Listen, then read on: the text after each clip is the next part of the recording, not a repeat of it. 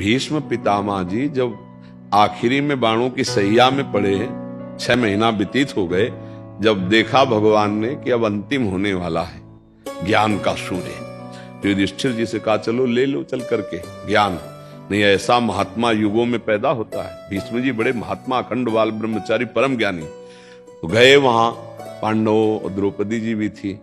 जब ज्ञान की वार्ता करने लगी तब उन्होंने द्रौपदी जी ने कहा कि पितामह आज तो बहुत ज्ञान की बातें कर रहे हो। उस समय क्या हुआ था जब सभा में मैं चीख चीख के पूछ रही थी, उस समय क्यों नहीं बोले थे? ज्ञान कहां गया था आपका?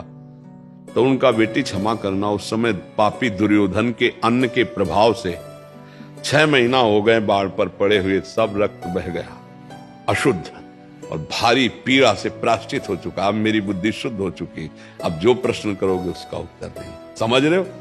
पापात्मा पुरुष का अन्न खाने से अखंड बाल ब्रह्मचारी भीष्म जैसे महापुरुष भी कह रहे हैं कि बुद्धि ठीक निर्णय नहीं कर पाए। तो अगर अधर्माचरण से कमा के आप दान भी करोगे तो पाप ही होगा, क्योंकि वो भजन के लिए बैठा था, उसकी बुद्धि भ्रष्ट कर दी। तो पहले तो तुमने पाप किया, पाप की कमाई दी तो उसकी बुद्धि भ्रष्ट हो गई और डबल पाप। पाप से कभी धर्म नहीं होता।